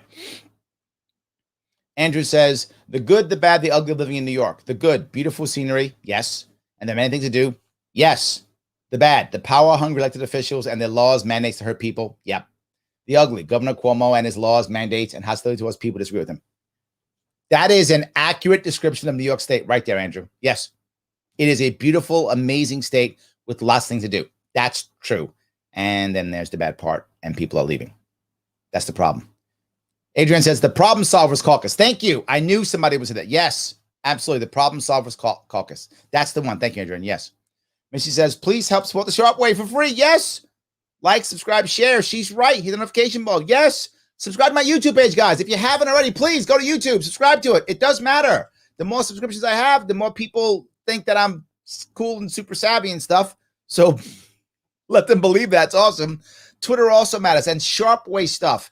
The Sharpe Way social media properties need to grow. A lot of Sharpe ones are doing well. I need the Sharpe Way ones to grow. It does matter. And because of that, by the way, this Thursday, my show will only be on Sharpe Way social media, nothing else. Only Sharpe Way social media. And tomorrow will be Sharpe Way Instagram only. So I'm going to be moving the shows over to Sharpe Way stuff. So please subscribe to it so you can do that. And if you want to help out, of course, head over to patreon.com/SharpeWay. Throw me some cash so I can do that. So I keep paying my team. If you may not know this now, if you click right now on the link in the description that says link tree on it, that link tree, you can check out our little clips. We do a bunch of little clips. You can show to other people, pop up on Twitter. There's a TikTok account. You want to do some TikToking? We got that there too. We also have everything's a podcast. You want to listen to any of these shows, the older shows, listen to any of them if you want to, whenever you can. They're all there also. And that's all done by the team. And how do I support the team? Right there. Sponsorship and my sponsor. So thank you for that. I appreciate that. So yes. All right. Let's see if I can keep doing this here. Joe says redistricting for Congress seats is this year for 2022. Thank you. There we go, Joe. Redistricting starts this year for next year. I appreciate that. Yes. I'm not sure if that MW Knox. I'm going to call you Knox because I don't know what the rest of it is. Knox. I'm on board with the Mises Caucus since they seem to be the most motivated to make the LP relevant. If other people show the same drive, I'll support them too. I'm with you, Knox. I am, and that was my point, right? If people don't like the Mises Caucus, I got it. Then let's out recruit them. You don't like them? I'll recruit them. I completely agree. But also out organize. The Mises Caucus is very organized, right? And people say, well, Larry, are you a part of the Mises Caucus? I'm part of any caucus that will have me. And the Mises Caucus has been so good, they've actually asked me to help them. So I have. When the other caucuses ask me, which they almost never do, I have too. Every once in a while they ask me, but they usually don't. They just do their stuff and go, Larry doesn't care. But then when they ask me and I go, yeah, I'll help. Sure. I mean, to raise money for you. I do it. And they go, oh, wait a minute. You'll help? Yeah. I've been saying it literally for 5 years that if you ask me for help, I will help you. And they don't. So I agree. We can't continue to be a social club. Agreed. Yes. So let's see if I can grab this here if I can. Phil says Jeff Bezos get $10 billion to buy movie studios and $20 billion would solve homelessness. If we're going to have big government, we should have one that acts on behalf of the people. Huh. You know, it is a valid point, Phil. I just don't think it can. But I mean, if we're going to walk down that road, imagine if we actually had a massive government, massive, as big as we have now, but it wasn't doing things like bombing people or creating unnecessary, laws to stop us from smoking weed or giving money to people, but it was really supporting us with, free healthcare and free college and awesome roads and all kind of cool stuff. Even though I'd still be against it, I think it would create a bad culture overall. At least you'd be okay with the money it's being spent. You'd at least wouldn't feel so damn cheated. I still don't think it'd be a great, I think short term, it'd be great short term. I think long term, I think it would hurt because it has to, if you allow Goliaths to survive and rule you, eventually those Goliaths become corrupt. Eventually those Goliaths don't respect the Davids. They just don't. It's how it works. Could we have short-term success that way? 100%. Maybe even 20, 30 years. Maybe. I think you could. It's possible, depending on who was in charge and what were the rules. But eventually you get a population that just goes, oh, whatever the government says is fine. And we're almost there now. In which case, then you become sheep. And so I like the idea of what you're saying in theory. I think, again, we could get short-term benefit from it. But in the long term, we've got to start moving towards smaller government that gives us more freedom, protects us more from others, not from ourselves, that protects us from others. Much better way of doing things. So anyway, yes. Tim says, I've got really bad news, everyone. Politics is a popularity contest. Yeah, Tim, that is an accurate statement. So building bridges, as tenuous as they may be, is the real path forward. Yes, yes, and yes. 100%. Yes. So let me see if I can keep going here. Bipartisanship isn't all it's cracked up to be. When the R's and D's reach an agreement, it's pretty safe to assume we're all getting screwed. That's true. Yes. 100%. Yes. When they're both agreeing, we're going to war, or we're starting some law to take away money, or we're increasing taxes. Absolutely. Yes. 100%. Yes. Jonathan says, I heard the U.S. is moving planes around the world in case we go to war with China. We're not going to war with China. That's not going to happen. We're not going to war with China. I don't know why that's not going to happen. And let me explain why we're not going to war with China. They have nuclear weapons, so we can't nuke them. We're not going to land Marines on the beach and fight a nation that can, and I want to say this, literally, not figuratively, with no hyperbole, literally put 10 million men in uniform in the field in 6 months. And then lose all of them down to the man, have all of them killed or wounded or captured, and put another 10 million in the field again, right after the last one of those is killed, wounded, or captured. We're not going to fight a land war against China there. That's not going to happen. It's not going to happen. We're not going to have a naval war. Why? Because the Navy will be destroyed in 5 minutes. Our Navy is so superior to the Navy, it's not even close. So there will be no naval war. There will be no nuclear war. There will be no ground war. We're going to bomb them or something? What are we going to do? There's no war with China. That's a fantasy. The only war that will happen is what's happening now, the one we're losing, which is the economic war, which they're whipping our ass, and the cyber war, which their lackeys, the Russians, are kicking our ass. So the wars that we're having right now are cyber and economic, and we're losing both of those wars clearly, but no physical war. There's no plane run because of that. They're not going to do that. It's not. I don't believe it at all. I don't buy it at all.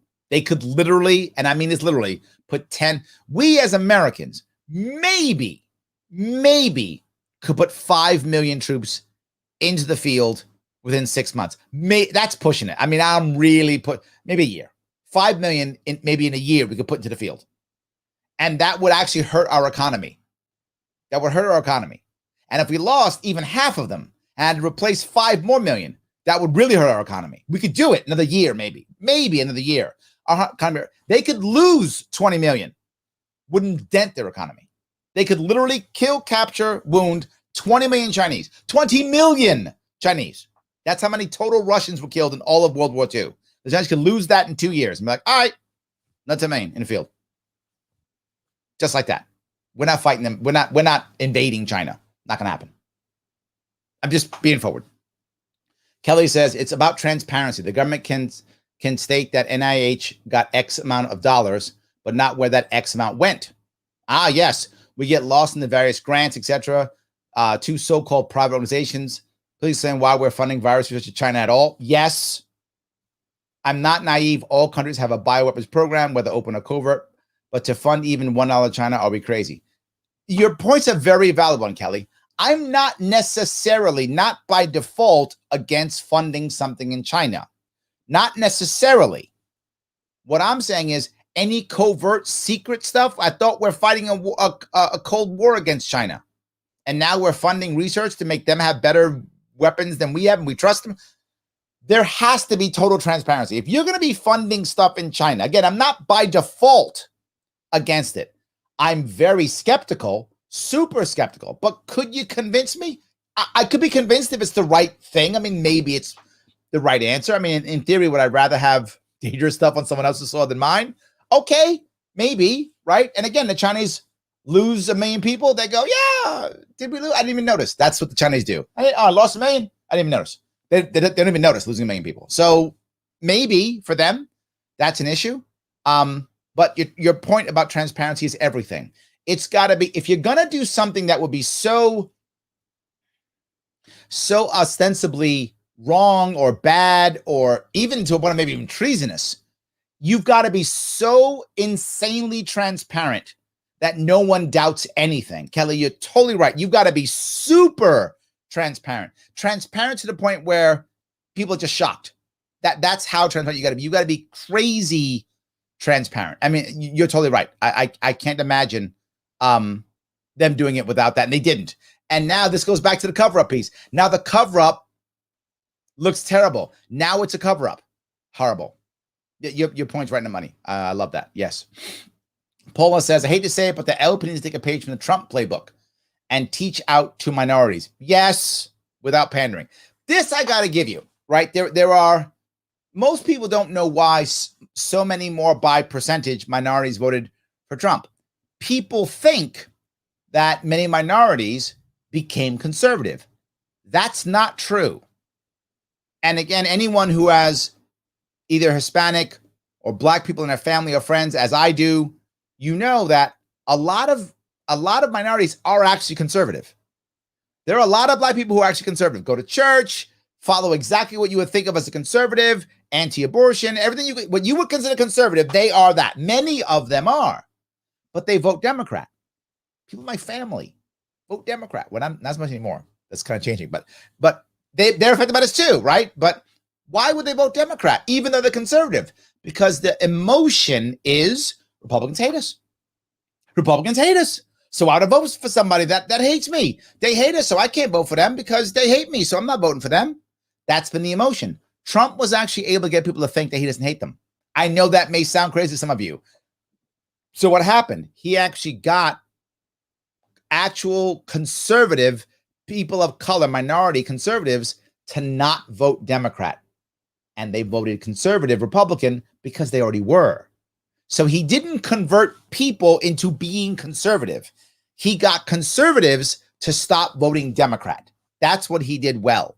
I think we can do the same thing. There's a lot of libertarians who are in the minority community, tons of them, but they vote the way they think is appropriate for the Democrats, left or right. You're right, Paula. We can move out and get them to vote libertarian. And there are people doing it. I'm trying my best, but people like Ricky Harrington in Arkansas, right? Maj Toure in Pennsylvania. You do have people out there doing it, right? You do. Is it as strong as it could be? No, we need to be better, but we are trying, and I'm doing it. And I think others are too. I think you're totally correct. Many Black and brown voters, I think, are looking for a new political home. You're right. They are 100% true. Yes. So yes, I appreciate that. Yes. Elastraf says Polaris is 430 light years away. That's about how far we are from Ancapistan. Yeah. Yes. I don't know, I hope we're not that far away. God, I hope you're wrong on that. But I get your point. It's very good. I like that. That's good. Pete says, why is everyone scared of freedom? Because it is scary. Remember, what people tend to love is tend to want, I should say, or love maybe, is the idea of safety. The idea, not even safety, consistency. Maybe that's it, right? Stability. There's the word. They like stability. And freedom is always shown as chaos and the world's ending. And I think that's what scares them. Our public idea of this, our modern idea is that, oh my God, if the government is in control, we're fighting in the streets with machine guns trying to get the last bottle of gas, right? It's Mad Max. We think it's that. When it's not The Walking Dead. I think we have to do a better job, Pete, of explaining that and moving them towards it. I think that's what it is. So yes. Matt says, libertarian for life after this answer. Thank you, Matt. Agree about the ANCAP stuff. Spike is an ANCAP and I like him. There we go. See, we can still like people. Yes, we can. We want to make sure people are still pointing in the right direction. Yes. Libertarians have the most caucuses. I think that's true. Yeah, I mean, that's true. Bob says, do you think there's a libertarian argument for climate regulation, given that sea level rise will lead to property damage, NAP violation? P.S. The military are the biggest polluters. I don't think that we need regulation in that regard. I think we can do it with a carrot and not the stick. The problem with using regulations, and I'll give you many examples of this. Regulations are almost always written by corporate lobbyists. When the regulations come through, even if they're written by corporate lobbyists, they are adjusted by corporate lobbyists. So the regulations aren't going to work. They're going to be broken. There's going to be loopholes. They always are. I mean, we've had an EPA now for what, 50 years? Is that about right? Is my math about right? About 50 years, give or take? And we still have massive polluters. Hasn't changed. We still have massive polluters. Bigger than ever. We still had Flint. I mean, we still had, BP. We have tons of polluters all over the place. New York State's filled with places that just can't get fixed and repaired. Terrible places. And we've had an EPA for 50 years. We have tons of regulations. I think instead, we use the carrot, not the stick. It's the idea. It's a theory, right? Having a prize or an assistance or a goal or something the government does for you to do something that makes sense. And an example might be, and I'm making this up for sake of argument only, Bob, because I wasn't prepared for the specifics of this question, but something like this as an example. Let's say we decide that a company says, hey, I think we can deal with climate change by stopping people eating meat, stopping people from using so much land for grazing for cattle, which causes a massive amount of greenhouse gases. Okay, great, good. So what can you do? Well, I can make, laboratory meat. Great. We'll do, an X project for that, a Project X for that. So the first person who does it gets some benefit by the government. Maybe it's literally the government promoting them. Maybe it's the government helps them out. Maybe they get a special tax break. Maybe they get a special amount of intellectual property for a certain amount of time, whatever. Something like that pushes support. Similar to Operation Warp Speed, which got the vaccine done. And one of the things that the vaccine did, Operation Warp Speed did, was it guaranteed the government would purchase X amount of things from the government, right? From the company. So the company that got it, the government agreed, we will buy X amount from you. So something like that could happen. You could create a system to where anyone who agrees to buy if McDonald's agrees to buy the burgers, I'm making this up, obviously, of argument, but you get my point. If McDonald's agrees to buy the burgers, from you, Williams Inc., which makes the factory, the Impossible Burger, whatever it is, right? Then the government will give McDonald's a tax break or a break on some type of insurance or whatever the case may be, or IP for the Impossible Burger, for the next 3 years or something like that. So I think there are ways you can do it that will actually do things. Regulations tend to just get people to go around it. And then regulations also at one point become part of the business model.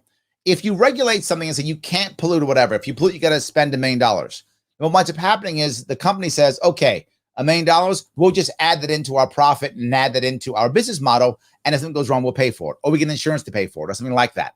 That's what happens constantly. So instead, give them incentive to do the right thing. Find the things that will work and have them do it. And of course, the next thing is we could severely reduce the military budget by lots. So I don't think you want to do the regulation piece. I think you want to find ways for companies to do the right thing that will make actual impact. And then when others do it, others figure this out. So yes, I hope that answers your question. All right. Let's see if I can keep dealing with this here. Can you do an episode purely on the South China Sea dispute? So maybe I just want on China, which would include that.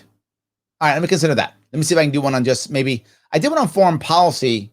I did it on foreign policy last Tuesday on Sharpe Way Instagram. Did a bunch of foreign policy on that. So that may be one thing. But yes, I will. Yeah, I will check that out. Absolutely. Yes. All right. Let's see here. Remember, all the anti-China propaganda also comes from our own government. Also true. Yes, absolutely. Tom says, you hear the hackers got hacked and took the money back. Oh, I didn't know that. I hope that's true. I've been talking about this forever. Haven't I been talking about the idea that we need offensive cyber capabilities? Yes, tons of it. Yes, again and again and again. We have to be able to use aggressive, offensive pieces just like that, and we often don't. Thank you for that. Yes. Pete says, what can we expect from your new book coming out in July? My book in July is called, On Happiness. And it will be literally on happiness. It'll be about happiness. It is about how we as humans can kind of unlock the 3 keys to happiness and how we can be happier in our life, in our business, in our family, in everything that we're doing. My campaign has always been about life, liberty, pursuit of happiness. So who am I to tell you about happiness if I can't tell you about happiness? So yes, it's the idea. It discusses, it's a bit autobiographical, and I talk a lot about all my failures in my life, and I've had many of them. I talk about my bouts with self-doubt, my bouts with almost losing my marriage. I've been married now, 19 years married, 21 years with my wife, and how I've almost been divorced 3 times, how I almost lost my family, my mother's death, my business collapsing and me considering ending everything, even my own life in 2009, 2010, all those things, all the problems that I had, when I was growing up, issues that I had, and how I try to get around them. And then I give you ideas and concepts on how I've helped people to move forward through those things and what you can do to make that happen. We all have issues. We all fall down. The question is, how do we get back up, and how do we know what to even search for? And it's a good general rule. There are 3 parts to happiness. 1 is feeling loved. 2 is feeling respected. And 3 is having a purpose. And if you have all 3 of them, you're going to be happy. Most of us don't retain all 3 because it's fleeting. We lose love, we lose purpose, we lose respect. Happens to us all. But when you have 2 of them, it's easy to find the 3rd. When you have 1 of them, you got a shot. When you have none of them, you become hopeless and very often self-destructive. It's just common for humans to just become self-destructive.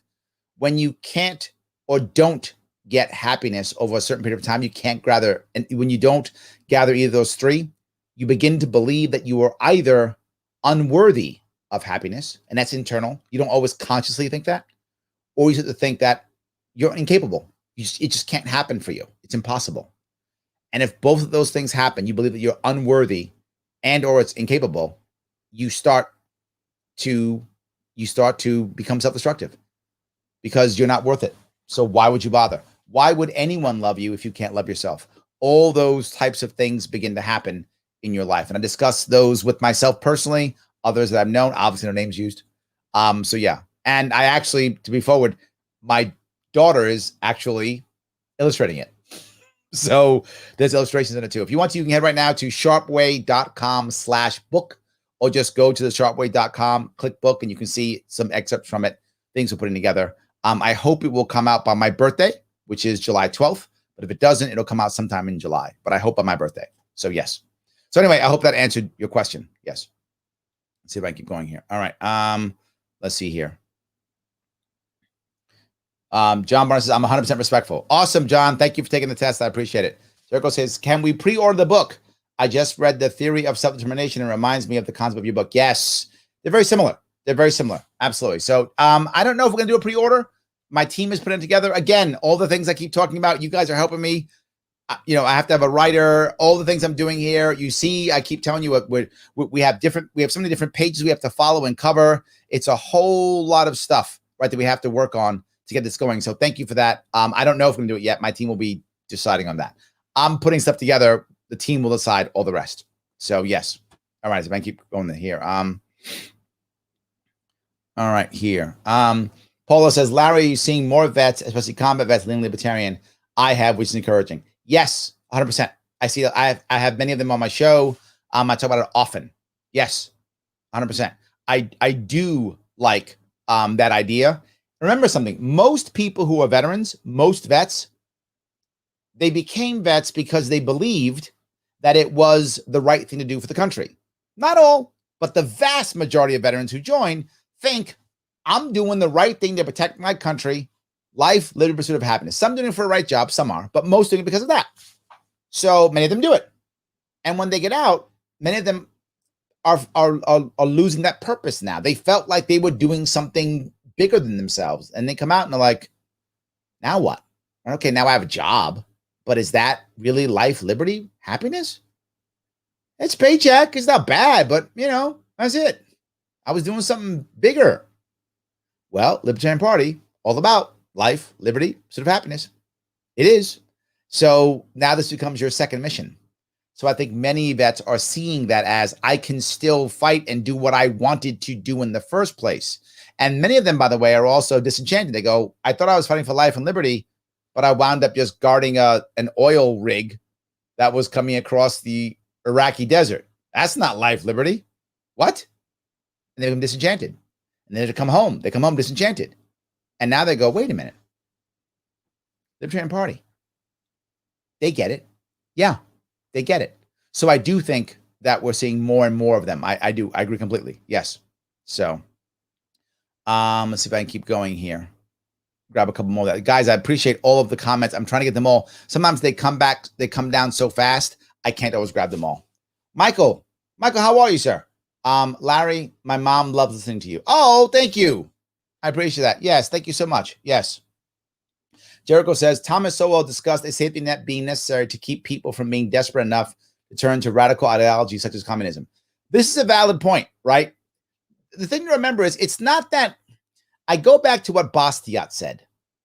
Just because I don't want the government to do something doesn't mean I don't want that thing being done. I want my children raised. I just don't want the government raising my children. I do want my children raised, though, but not by the government. Do I want people who are in trouble to be serviced? Of course I do. I'm a compassionate, empathetic human being like most people are. And we would like people who are hurt or in trouble to be helped. Of course we do. I just don't want the government to do it. So if we create systems in the community that will support people who are in trouble, then we don't require the government to do it. But we can still create a social safety net. It'll just be community-based, voluntarily based. We can do that. So Thomas O was correct. But the problem is, as some people don't get, and they get mad at me when I say it, but I'm just being clear. There are some communities that have been serviced by the government for so long that they no longer have the institutional knowledge to service themselves. COVID showed us that when it came to schooling and things like that. The community couldn't survive on its own. It had been serviced by the government for so long, it lost institutional knowledge to service itself. So if you notice, every policy I come up with is a policy that helps communities grow their own. Here is a policy to assist the community to grow on its own so they can compete with the government. So the government either gets better or goes away. Both are good. I don't mind either one of them. It either goes away or gets better. Great. But when it does go away, it's not because I abolished it. It's because the people say, why the hell do we have it anymore? These community groups support us fine. In fact, better. Why am I paying taxes for this thing? And that's the goal. The problem, Jericho, is that's a long-term solution. And people often don't want the long-term solution. They want the short-term solution. I'm looking for a long-term solution, one that changes culture so that people are still being serviced when they get in trouble, but by communities, by people who actually care, right? And I'm not against bureaucrats. Most bureaucrats are just people who are trying to make a living and pay their bills, as most of us are. No problem with that. You want to get a government job? Good on you. Government jobs, good jobs. Please, good luck. The problem that I have with it is when I want someone to help me, I'm in trouble. Do I want a bureaucrat or do I want someone who works for a nonprofit? Well, why do most people get bureaucratic jobs, government jobs? Or do most people get it? You know, because it's a good job. Not a bad thing. I get it. They're right. It's usually a good job. Usually have good benefits. Usually you can retire. Good job. Good on you. Please go get a government job. No worries. Why does the average person join a nonprofit? Because they care. I have a different group of people in front of me if it's a nonprofit. Just how it works, right? The average person is going to have that nonprofit job because they care. If you work in a nonprofit, you know very often it's nowhere near as cool as the government job. It just isn't, right? We know this. Often you'll sometimes have good benefits in nonprofits. That does happen sometimes, but you're rarely getting paid the market rate. Rarely. You're often doing extra work because they know you care and you will do it. You're often getting squeezed because the money's supposed to be going to the people who are being helped, not you. And you're often okay with it because you joined because you want to help those people. So you're kind of okay not getting as much money because you want to help the people. So I would rather have a whole lot more of those and then maybe still have a small government backup in case those others can't support them, maybe. But generally speaking, I think that's not going to be necessary. So anyway, I hope that answered your issue. I'm trying, if I can, to go through as many as I can to get the answers to the best of our ability here. So, all right, let's see here. We come home and find the government becomes the next logical threat on the very principles we thought we were fighting for. Ooh, look at that, Phil. It makes you feel very sour when a cop pulls you over for a violation you later learn was legislated by a corporation. Nicely put, Phil. Nicely put. Yes, I can't say anything. Well done. Tim, Shane Hazel shared a story with me about Ramadi. He's a former 1st Marine Recon officer, and they had the bad guys in their sights and were ordered to let them go from D.C. It's a great story. I'll have to ask him about it. I was on a show, a year ago, maybe? Well, many people don't know this. One of the reasons why there was a runoff in Georgia was because of Shane Hazel. He ran for Senate and got like 3%. I think that's right. And the spread was literally 1%. So he was the reason why there was a runoff. So nicely done. Well done, Shane. If you hadn't been watching, well done. Nicely done. Just a great thing. Yes. Paula says, I wish more libertarians would show their compassionate side, at least when talking to the press. This is one of our biggest problems, Paula. Yes. Oh my God.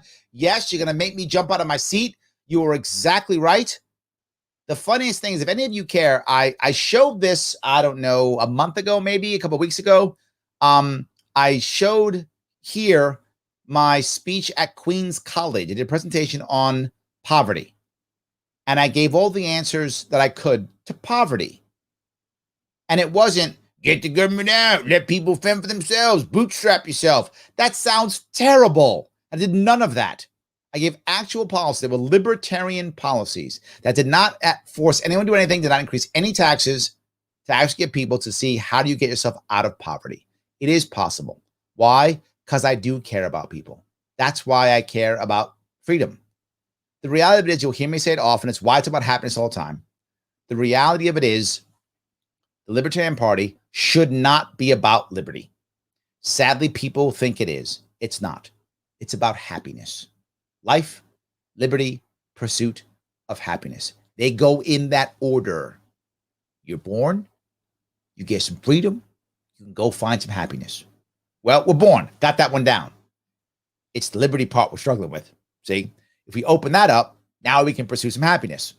That's what we all want to do. Why do I care about happiness? Because happy people don't do bad things because they're happy, right? That's the issue. They're happy. Happy people don't riot. Happy people don't steal. Happy people build families. Happy people build businesses. Happy people stay in my state, New York. Happy people do all types of cool, amazing things. Happy people is what makes a better society. Now, Larry, you're saying there'll be no bad people? Of course there's bad people. There will be bad people. That's never going to go away. But there's a difference. If I'm a bad guy, I can only do so much damage being a bad guy. To do most damage, what must I do? Recruit others. Well, where do bad guys recruit others from? Unhappy people. I'm not making that up. Paula, you know I'm telling the truth here. People who get recruited into these bad things are unhappy people. If you're happy, Paula, and I go, hey, why don't you join my gang? You do something bad. You go, Larry, what's wrong with you? What's wrong with you? I'm happy. Stuff's going good for me. if you're lost and broken and you're unhappy and you don't know what you're going to do next, and I go, Paula, I got a mission for you. Come on, let's do some bad stuff. You go, shh, what the hell? I got nothing better to do. All right, Larry, what are we doing? Who's driving? And I've recruited you into bad stuff. And that might sound simple. You know, guys, it's true. You're happy. You don't do dumb stuff. I mean, you might do dumb stuff, but not dumb bad stuff. You don't. You're lost or hurt or angry or mean or feel betrayed. You do all the bad stuff. To hell with them. Let's show them, Larry. Now me and Paula robbing banks. Be kind of fun. But no, let's not rob banks, Paula. But that's what we would do because you're not happy. And I'm not happy. And I'm a bad guy. So I've convinced you and now we're freaking Bonnie and Clyde. Right? That's how that works. So compassion is because we want to show people how to become happy. Liberty is a means to an end. And we focus heavily on, well, it's got to be free and it's liberty and liberty. No. Happiness. How am I going to get happiness? Freedom. How do I get happy? Liberty. But the key is happy people. And if I make more people happy, in reality, I get happy too. One of the things I talk about in the book, since we're bringing it up, purpose, respect, and love. Talk about it in case of family, socially, which family I take as inner circle, social I take as out of your inner circle, personal, yourself inside you, and then professional, business, that type of thing. And how do you find those things? How do you find that purpose? And this is part of it. Compassion is part of it. So thank you for that. I do appreciate that very much. Yes. So, all right. Ryan says, most libertarians back the original movement, not necessarily the radical fray. I don't mind either way, but I think to Paula's point, you can show compassion even if you're a radical anarchist, even if you're one of those guys, you can still be compassionate. You can be. You can say you believe this is the best way to happiness. This is what will make people happy. Imagine if we had a fully voluntary society. You could. The problem is we're not accustomed to it. We're accustomed to being mean or talking only logic or winning arguments. I don't want to win arguments.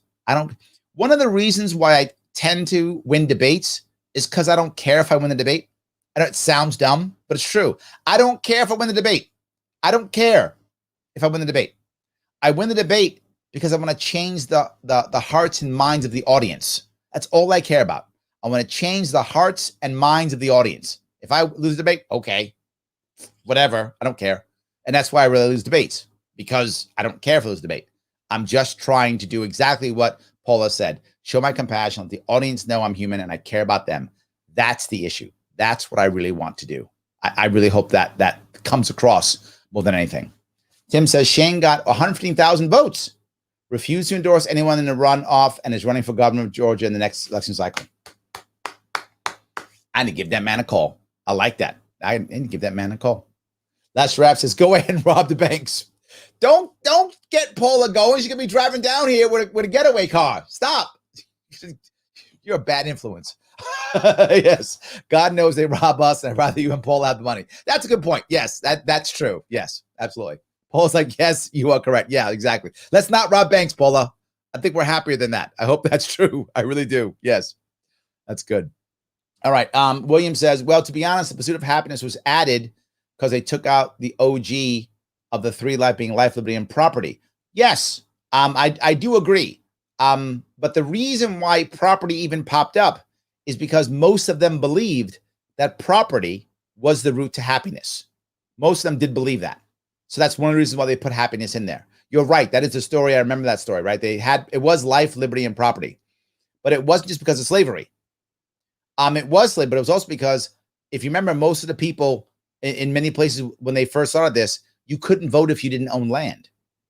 So owning land was a reason for voting. Well, how do you get all the people that want to get behind this if you can't vote, if you don't have land? Well, now you have a right to property. Ooh, so does everyone get to own land? There were a lot of things that were, there were a lot of reasons why that happened. But yes, you're correct. But there were a lot of reasons why that was happening. So, guys, I do want to make sure one thing we do remember. Please like, comment, and share. It really does matter. It's important that we do that. Let people know I'm doing this. And as always, please, YouTube page. If you haven't subscribed, please go subscribe. It does matter. My Twitter, please go there now and subscribe if you haven't. Facebook, Sharpe Way, not Larry Sharpe, Sharpe Way stuff. It does matter. It is important. Guys, I'm going to have to run. I appreciate all the time you guys gave me this evening. Thank you for giving me a chunk of your evening. I will see you all on Sharpe Way Instagram tomorrow and maybe Patreon. I'll see if I'll do that. I'll see you all tomorrow.